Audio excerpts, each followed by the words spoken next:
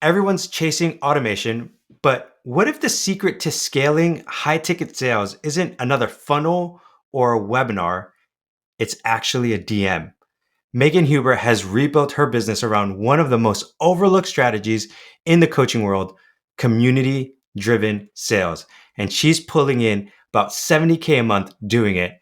And in today's session of Solo Scaled, we're joined with Megan Huber, a coach and consultant who helps both emerging coaches and 8-figure education companies turn their communities into conversation machines.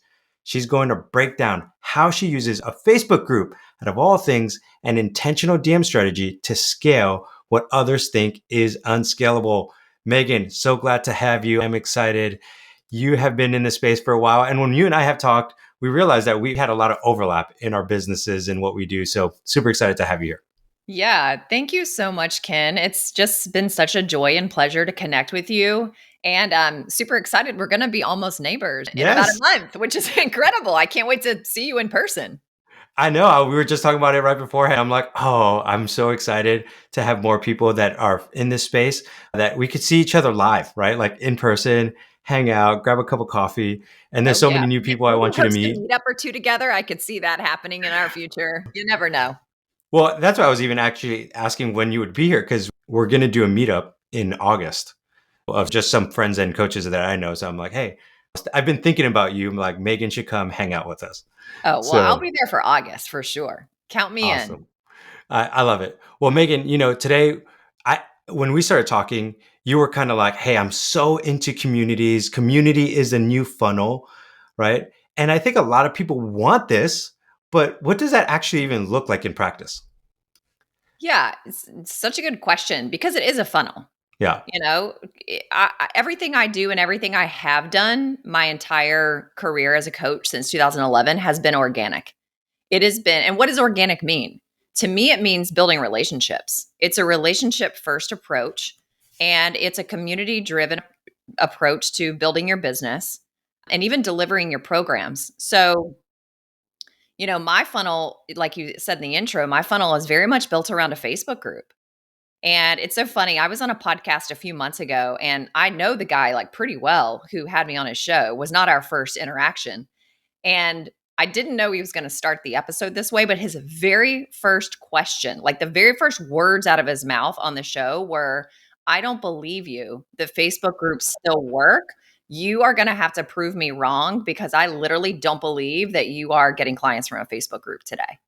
that's And I was hilarious. like, well, I'll prove you wrong. So, I started my first Facebook group. I started way back in 2011 and 12. I think I've probably started over the years, maybe 40 or 50 different Facebook groups for all different kinds of reasons. And really similar to you, Ken, I worked behind the scenes for a very large scale coaching company as a director of client experience for 4 years. And when I came out of that at the end of 2016 to kick off 2017, I mean, this is exactly how I did it. And it's how I'm still doing it the same way today. Like nothing's really changed in terms of building community and building relationships with people. I decided back in who was my ideal client, what was I going to help them solve, and what result was I going to help them achieve, and where do they already gather? Where are they already gathering together in community, and where are they already making buying decisions? And at the time, I knew it was Facebook groups. And so I made a very quick decision. I'm building my entire business through community, through a Facebook group. And really, what that means is all roads lead to my Facebook group. So if I'm a guest on a podcast, my call to action is join my Facebook group. If I am speaking on a stage, if I'm attending a meetup, if I am in front of someone else's audience in any way, shape, or form, all roads lead back to my Facebook group. If someone opts into a resource or a masterclass and now they're on my list, all roads still lead to my Facebook group. And I always say, like, that's where the magic really happens for us at Structured Freedom. It's happening inside of that culture. It's a place where you feel like you belong. It's a place where I want people to say, I found my people. This is where I feel seen, I feel heard, I feel understood. I feel like I can be myself. I can like let it all hang out.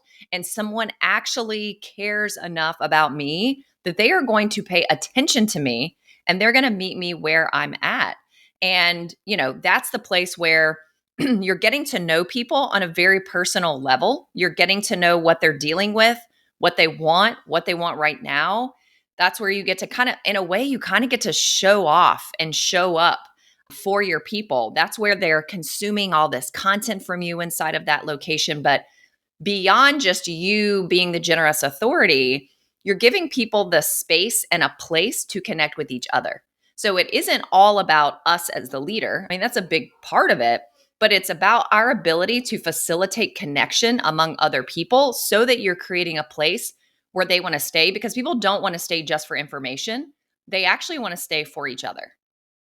Yeah, and I think that's huge because most communities, I think where they go wrong is that they don't have a good mechanism for facilitation, right? Mm-hmm. It's all either contingent on the personality, right? For you, for example, it might be Megan, but they also think falsely that if I just post once a week, the community will thrive, right?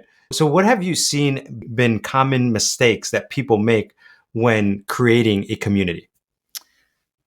Yeah, I mean, you kind of already hit on a little bit there with your question. I mean, people think that they're going to go in, and because they've invited adults to be part of that community, that adults just know how to operate. And adults are just going to read our mind, and they're going to post and ask questions, watch our live streams, show up to our live streams live, share their wins, share their celebrations, and engage. And then beyond that, because I have a group of adults in here who want what I have to offer, or I'm assuming they want what I have to offer, they're just going to buy. And that is so far from the truth of how an adult is going to operate inside of your community. Now, whether it's free or paid, so it goes both ways. My Facebook group is a free Facebook group. I mean, that's where everybody is landing. I mean, my paying clients are in there as well, but there's way more people in there who are not a paying client. But it also applies to your coaching programs, whether you have a membership or a mastermind, a group coaching program, a community powered program, a course. It's the same thing. We get so bent out of shape when our adult members or our adult clients are not showing up, engaging, and participating. And why are they not getting what they came here to get, implementing it, and getting a result? And that's probably the biggest mistake. And it's a thought mistake. It starts with a thought that we're thinking that we should just expect adults to do what we want them to do. And then when they don't, here's what I've seen for years. I see people get so frustrated and then really angry with their community members. And I've heard them say things like, they're all just a bunch of freebie seekers. All these people are just a whole bunch of tire kickers. None of these people are my ideal client. I'm so tired of just showing up for free all the time and nobody's buying. If they want to buy, they need to come chase after me. And I think that we're doing a really massive disservice to ourselves, and we're doing a really big disservice to the members of our community when that's the way that we're thinking. So I think the number one mistake is a thought mistake for sure. I don't Yeah. know if you have any like follow up on that before I keep going. No, I mean, I just was laughing internally and maybe externally too a little bit if people are watching this on video because I've heard that so many times and it was frustrating where people are like, well, these are just tire kickers. They're not really ready to buy. But then when you look in their communities, it's like, you're not doing anything. You're not Mhm. providing any sort of value. You just think, hey, I posted this thing last week. They should be excited. It's like, yeah, but you're also posting in front of millions of other people who are posting, right? Like you got to do something to engage your community. And that's where I think your DM system really kicks in, Megan, right? Because you have like this back end system that you're working with people on how to like cultivate relationships and how to do it organically. So can you just walk us through a little bit of how do you do that? What does a DM system look like? And you're actually cultivating a strong community. Yeah. So the magic really happens in the DMs, right? So Yeah. it's very magical inside of the community. But without the DMs and without developing personal relationships with the people in that community, again, you're kind of missing out on this really big component and piece of the puzzle. So, this is a tip for everybody listening to this. Whether you have a Facebook group or not, it doesn't matter. So, maybe you have a school group or a circle group or Facebook group or wherever your group is. It doesn't matter, wherever your community is. you want to get into the DMs with someone as soon as they join your community immediately. Now, you can do that manually, or you can have that set up on automation, which we can get into that later. So that initial welcome, I'll tell you the structure of that initial welcome message. And think of it this way. Think of, even though someone's coming into your free community, and for me, that's on Facebook, I still look at the process similarly to how I would look at onboarding a new client into my paid program. So essentially, you want to onboard people into your free Facebook group because you're introducing them to your community. You're introducing them who you are and who you serve and how you serve. You're introducing them, this is the way that we do things here. So you're helping them really acclimate and get used to how things function in this community. That's the same thing that we should be doing in onboarding inside of our paid programs. So the structure of that welcome message, it's a 3-part structure. Part 1, it's a single sentence. You say, hey, so-and-so. So you want to address them by their first name. I'm so glad to welcome you to the yada yada community. Part 2, that's it, right? Exclamation mark. Part 2 is you are literally putting your I help statement in. So for me, I would say, I help coaches, course creators, community leaders, and experts do blah, blah, blah, blah, right? So they know exactly if they're my ideal client or not. They know exactly what I do. They know what problem I solve. They know what result I'm going to help people achieve. It's still just one sentence though, right? It's just one sentence of this is what I do. So you're also letting people know what's the purpose of my community. This is not, you're not having to pay to be in this community, but I am a business owner. This is why I'm here. This is why this community was created. And you're setting the tone of, I am here to do business. I use social media for business purposes, not personal purposes. And I think that's really, really important that we set the tone immediately. Part 3 of the message, again, is just a single sentence. And you want to put a question in that message. And it's a question that allows you to pre-qualify someone, or at least start to pre-qualify someone. So I might say something like, what's the primary way that you're getting clients right now? Is it through DMs, your content, word of mouth, or referrals? And I'll just put that in parentheses, question mark. So I get responses to that. And usually what people tell me is they're getting all their clients from word of mouth or referral.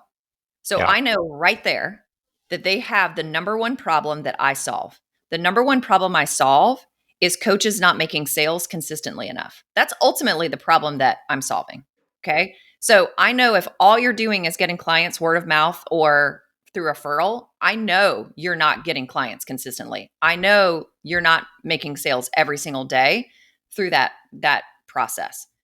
So that helps me know if someone's sort of an ideal client or not. And it kind of tells me, okay, where do I want this conversation to go next? The other thing about this question that's really important, and this is where people make it a little too complicated, that question needs to be really, really easy for people to answer. And it's kind of ask a question that's like a this or that. Are you this or are you that? Are you short or are you tall? Something that I know the answer to without having to rub 2 brain cells together. What you don't want to do, don't ask people why did you follow me? Don't ask people how did you find me? Don't ask them what encouraged you to join my Facebook group, because they don't remember. And they might not have a good reason for that. And that really doesn't tell you much about how you can serve this person. So let me continue on with this because it's really good. And most people aren't doing it. So you send that welcome message. And look, some people are going to ignore it and they're going to answer it. But a good chunk of people will. At least 50% or more of those people are going to answer that question. And they're going to answer it with a 1-word response. So then it's your job to then ask a follow-up question based on whatever they said to you. Now, when you're asking those follow-up questions, what you're doing in your mind is you are trying to pre-qualify that person a little bit more. And you're also thinking of what are the materials. It's best if it's video materials. What materials do I have inside of my community that this person just joined that's going to be super valuable for them based on what they're telling me in the DMs that I can immediately send to them? So then I'm going to figure out what video I have in my group that's going to help them solve a problem that they just revealed to me they have. I'm going to go take the permalink of it. I'm going to send it to them in the DM. And I'm going to go find that video and I'm going to tag them in the video and say, you know, at Ken, here you go. Here's that video. Take a peek at it. And what I'm doing there is you're leading people around your community and you're teaching and training them how to be a good community member. You're training them how to consume. You are immediately giving them value for entering into your community. And there's a really important statistic that's floating around right now. And I've heard two different sets of numbers. One set of numbers is it takes 4 to 7 hours of consumption of our material before someone makes a buying decision. And just the other day, I actually heard it now takes 8 to 11 hours. So I don't know if it's four, if it's 11, but let's just say like somewhere between 4 and 11 hours of Yeah. someone consuming us before they make a buying decision. You need people as soon as they come into your community, you need to show them where to consume from you and get them consuming, because I have people who will buy from me as soon as they join my group and watch that one video, they will turn around and buy. That doesn't happen. That's not the highest percentage of people. Absolutely is happening. So that's like your initial entryway into the DMs. And now that you've gotten into the DMs and you've learned a little bit about them, you show you care, you give them some value. Now you have such an easy inroad into their DMs whenever you want. And you don't feel sleazy or spammy or anything because you've already started the discussion. And now a lot of those DM conversations become about inviting them to other things you've got going on, master classes, launches, trainings that are free, and you're just giving them free value. And inside of that free value, that's where all your calls to action are. And then sometimes you're making a straight up offer to someone in the DMs. But the only way you know the right timing of that is if you are in conversation with them in the DMs. Yeah. And I think what's so beautiful about what you just said is that you said a little bit earlier ago too, that you're not spammy.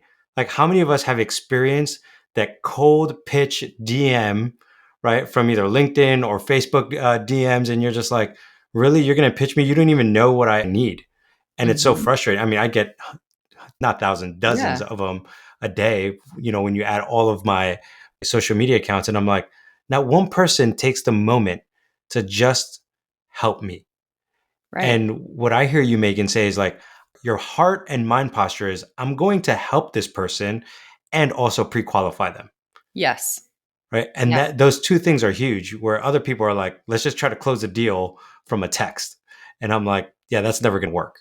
Well, and look, it did work years ago. Yeah. That was effective to a degree years ago.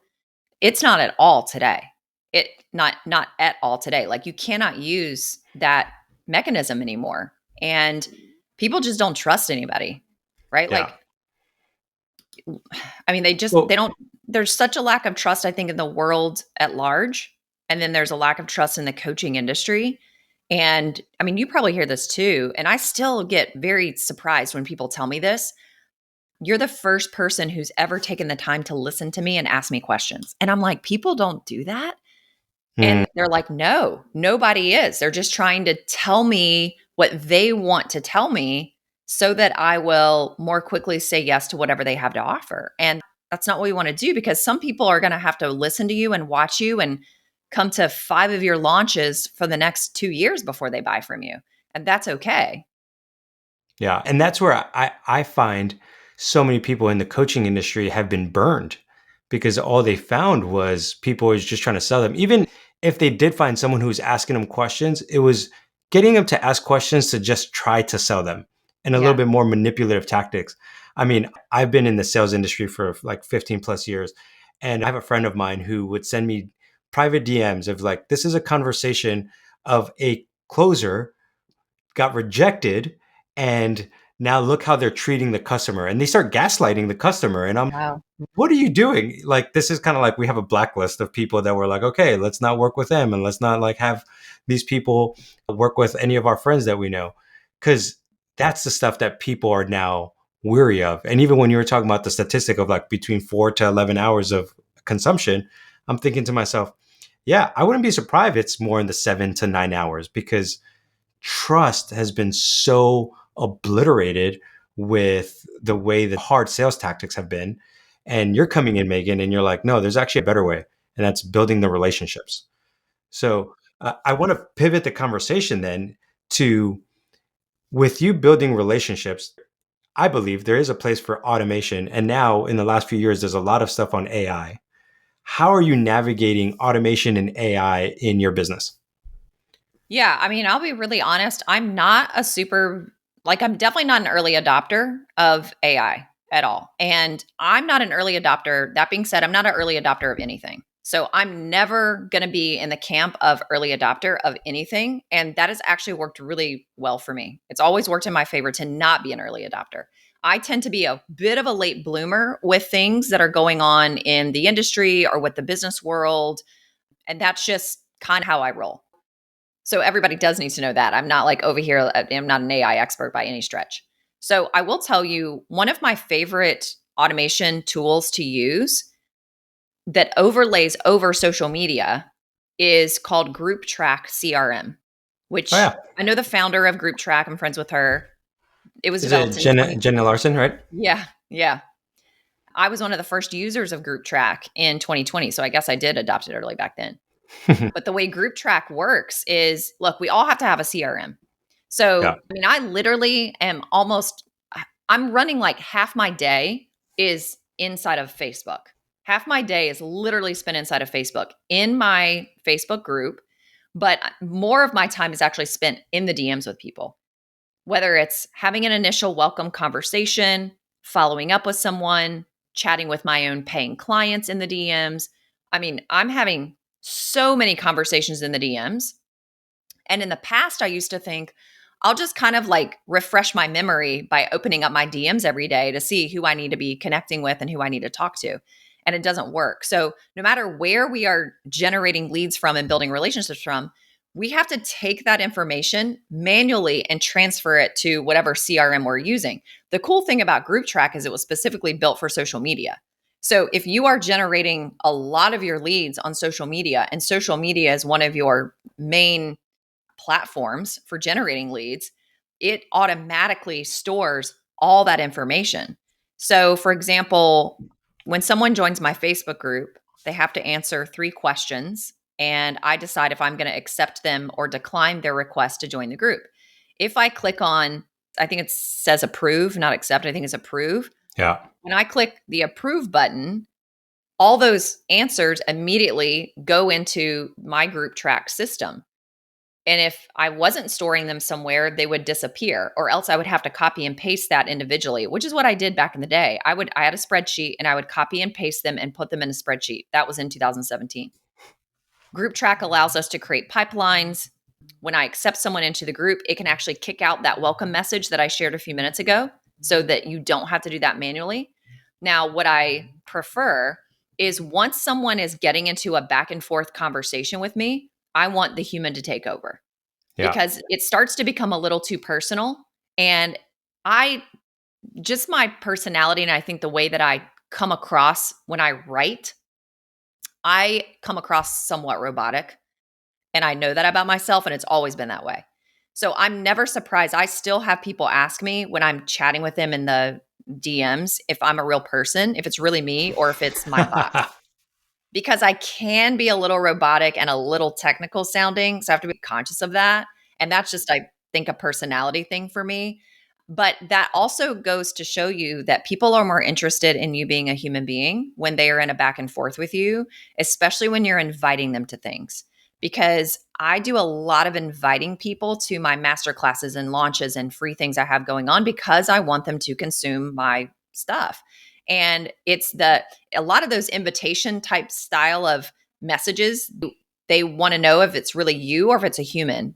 I mean, if it's a bot.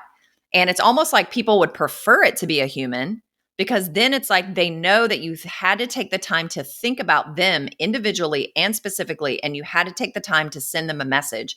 And people are in such high appreciation and respect of that right now that I am very, very willing to scale what most people think is highly unscalable. And yeah, to me, that's the human connection. So, Group Track is probably, because I use social media so much, it's like my all time favorite and it's my go to that really supports It is the CRM, and it is where I can build the pipelines, and the messages that can go out to people to, it's not just me all the time, but that's certainly my favorite one. Yeah. Are you with GroupTrack? I used it when it first came out because I was playing around with it and integrating it with a client that I was working with. But I'm curious now if it has this feature because I was thinking about Megan. You just said sometimes you could sound too technical, and I think a lot of us could do that. Sometimes I come across too technical. And one thing that I started doing was sending audio messages to people. Right? I was Hmm. like, "Hey, man, glad to have you here. What can I help you with? Whatever the conversation is." Would you, one, ever automate that audio message? And two, can GroupTrack have that set up? Yes, and yes. Love audio messages. Now, oddly enough, I did just make a post inside of my Facebook group earlier this week. I think it was Monday or Tuesday. I'm Monday. And I asked my group, this was an engagement question. So, this is one of the types of posts and pieces of content that you want to make inside of your group.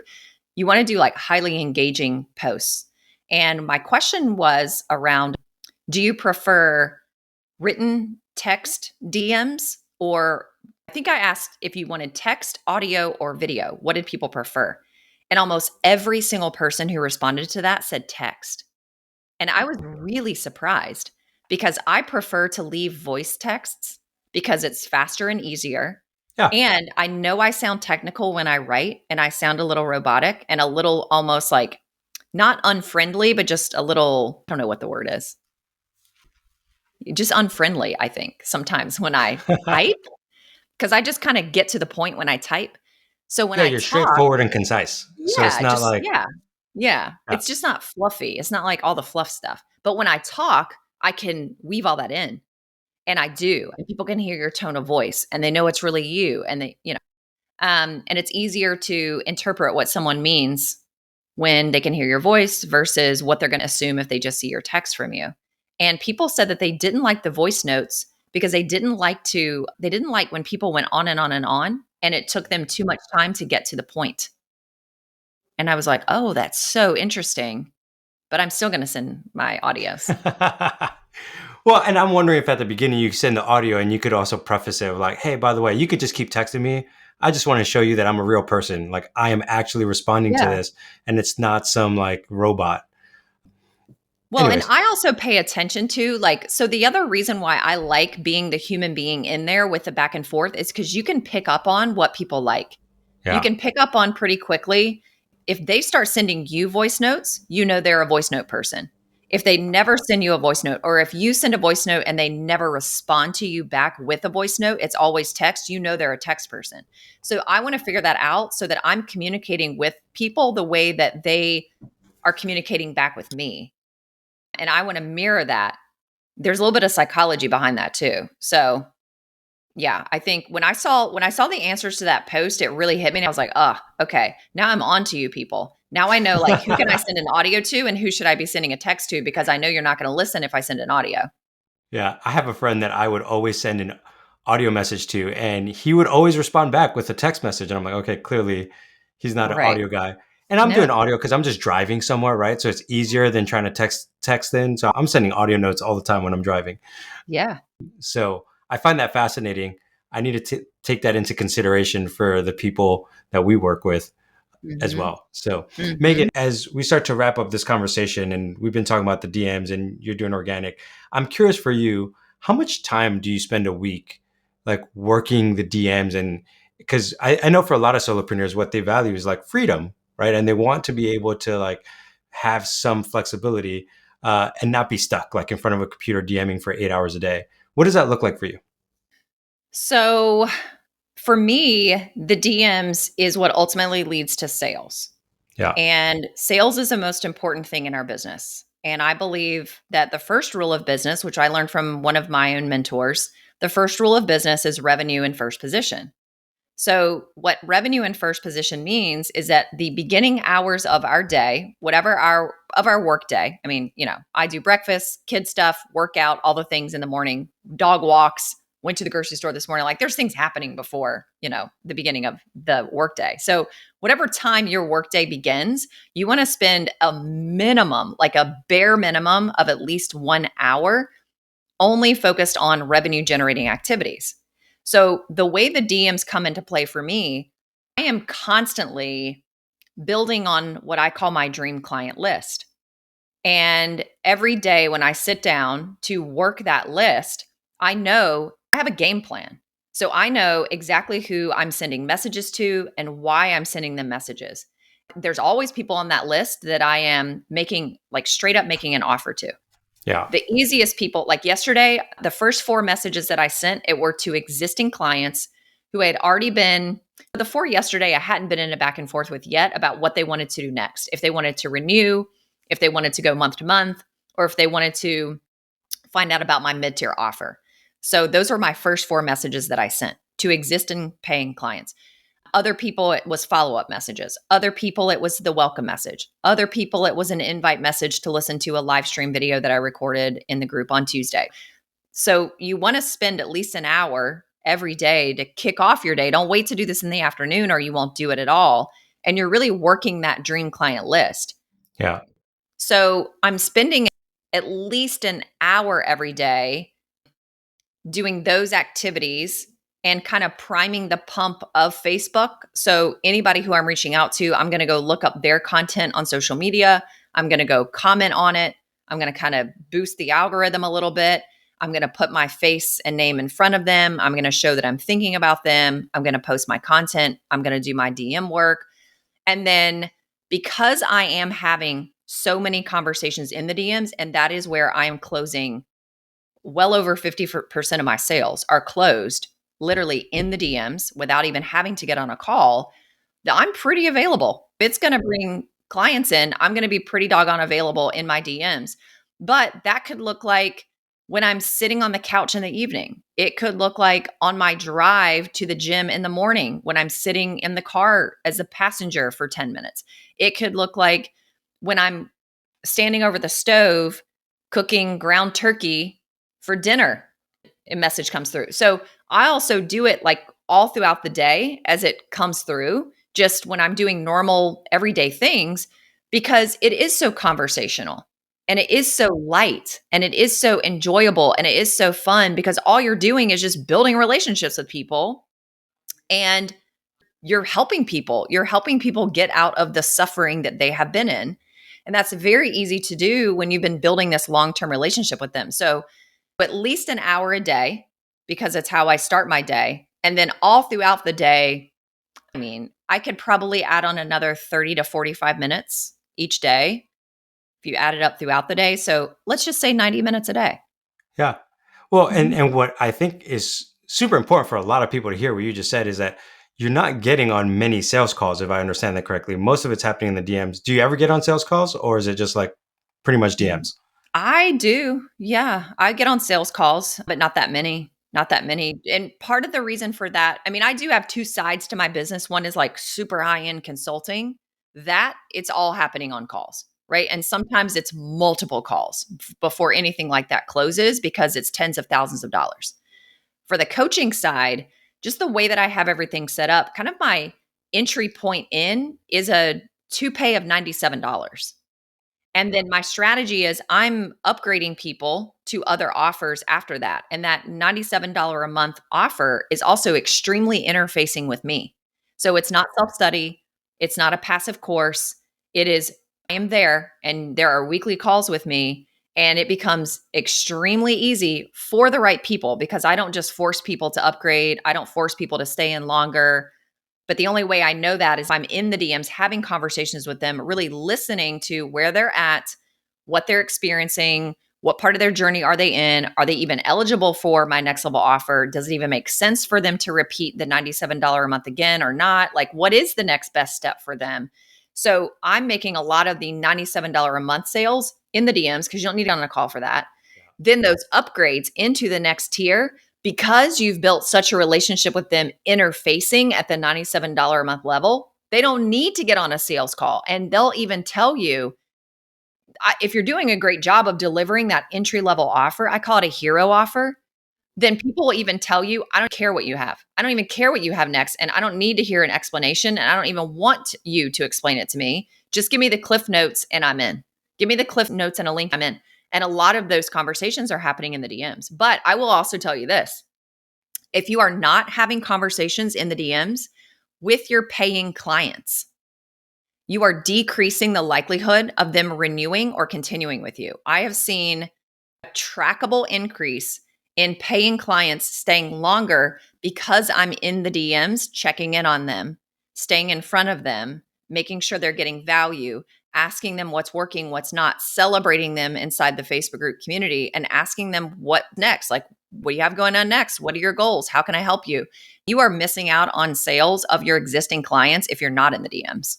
Yeah. And that is the biggest thing that I have found for retention is the consistent communication. They have someone who to connect with.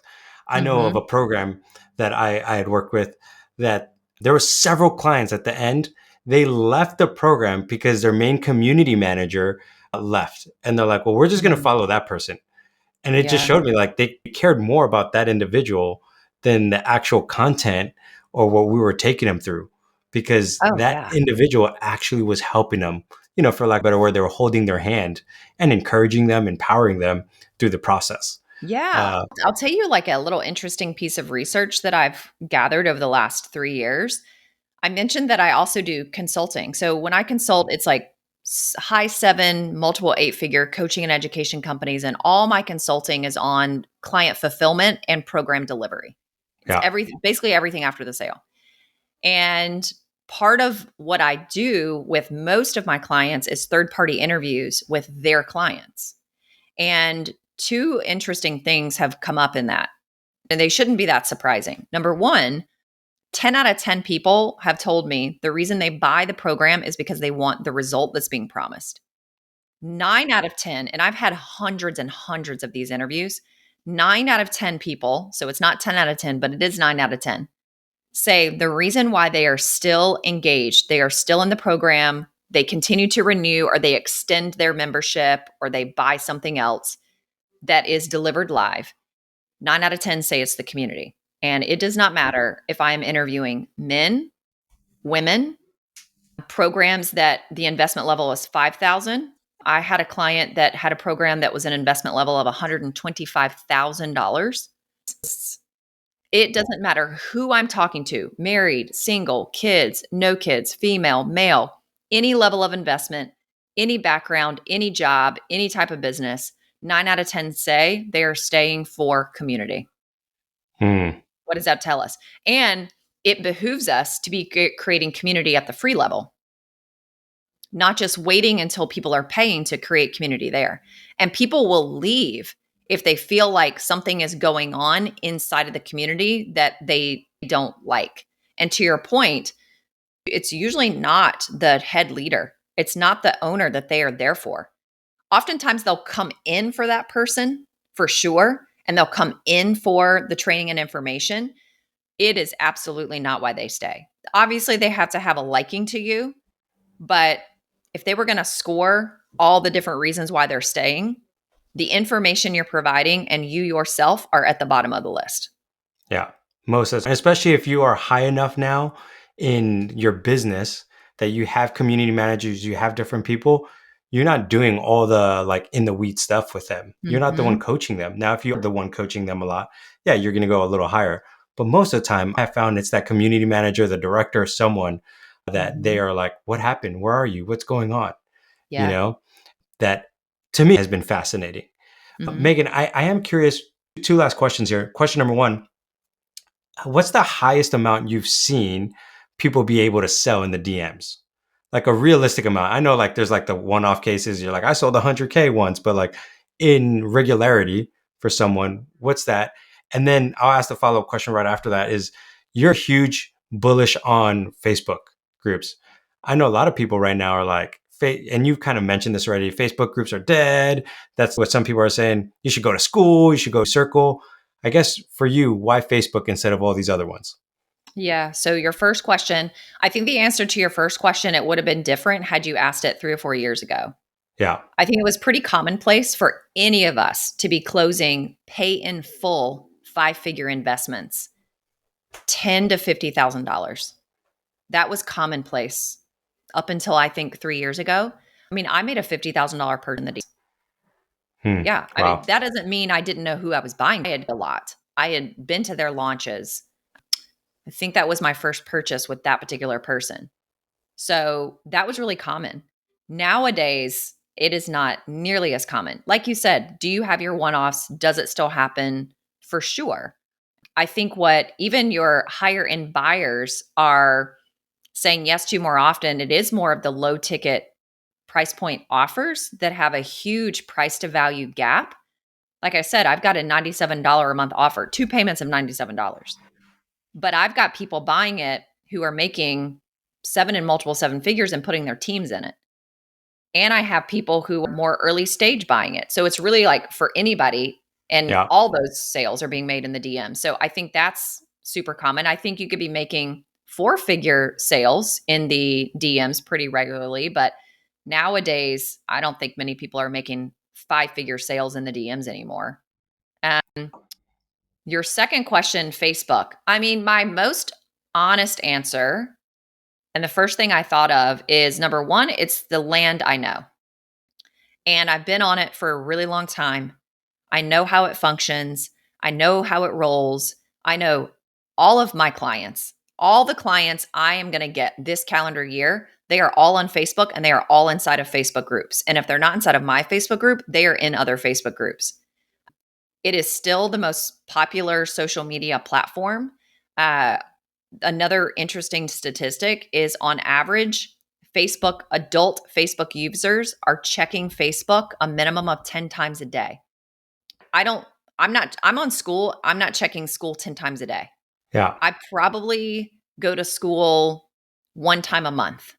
And the only time I log in over there, because I don't even know what groups I'm in over there, it's when I get an email that I happen to open and pay attention to. And there's like something they're directing me to over on school. So part of it is people just have a habit and a rhythm to check Facebook, especially if your clientele is 35 to 55 years old. We're all over there. And I just know it really well. It really suits my personality too. I've tried to do Instagram, I've tried to do LinkedIn, I've tried to do everything else for all these years. And I always go back to, I just feel at home on Facebook. And I feel like I get to be fully me on that platform. I don't have to try to be something else. I don't have to look like something else. I don't have to play some other game that feels a little off from my personality. It just really suits me very well. And I think Facebook groups are so powerful with their capability. Plus, you have the access of all the billions of people that are on the actual platform. And one of my strategies is to go into other Facebook groups as a generous expert. So that doesn't mean I'm not posting in other groups and I'm not making offers in other groups and I'm not making asks in other groups. I'm just going in and serving people who are asking questions in groups. And that does a whole lot for your own Facebook group. So it's sort of like you have this built-in funnel with all these other features and attributes of the platform that you could be leveraging that you just don't have on other platforms. Yeah. I love it. Megan, thank you so much. That's super helpful. I know it's always a debate, why people choose it. And I am always like, oh, for my free one, should I do Facebook? Should I do school? Should I do this? But I have found Facebook, I am still on it quite often. Like Yeah. I check it, I'm looking at it. Now that we've become friends, I'm like looking at what you're doing in your Facebook group all the time. I'm like, I love Yeah. it. So it's fun to actually hear you talk about the mechanics because I'm seeing it live. And so for those of you who are wondering, is this, man, go check her Facebook group because I see it all the time and you're engaged. Even in the DMs, you really are engaged. And I'm like, I think you sent this to me the other day. You're like, hey, I will respond faster in my DMs than in my email. Yes. Yeah, So you were like, "Did you see my email?" And I was like, "Look, let me tell you. I sit here on Facebook all day. It's a tab open all day long, and I check it all day because that's where I'm hanging out with my people. So I'm going to respond to you fast on Facebook." yeah, so I'm like, hey, I sent you this. But Megan, for those people who are like, man, I love Megan's heart, I love her methodology. What's the best way for them to reach you? Yeah, the best way to reach me is come to Facebook. If Yeah, you're on Facebook and go join the Facebook group. And if you want to just be a fly on the wall, come be a fly on the wall. I mean, I'm going to send you a welcome message if you join the group, but the name of the group is Structured Freedom Inc., the community for coaches. So come over and hang out and watch and get some ideas and go implement some of them on your own. yeah. And I'll make sure to put that in the show notes for those of you guys who might not be able to find it as quickly. It'll be there. Follow Megan, follow me, and I'll direct you to Megan, because Megan, you have been a blessing. I think what you're doing is helping a ton of people who are really stuck and feel like it's so overwhelming to figure out how to get clients. And there's strategies. Most coaches are probably getting 50,000 ads about how this person's system could work and this person's system can work. And really, what I've always thought is the superpower of coaches is being able to connect with people. And you're giving them that ability to connect with people and use their superpower. So, Megan, thank you for what you do. Yeah, you're welcome. Thanks for having me, Ken. Yeah, absolutely. Hey, for all of you solopreneurs, coaches, consultants who are listening to this, make sure to catch the next episode. We are always going to try to give you the most practical advice to help continue to grow your company so that you don't have to rely on other people to continue to run your business. I hope you guys have a great day.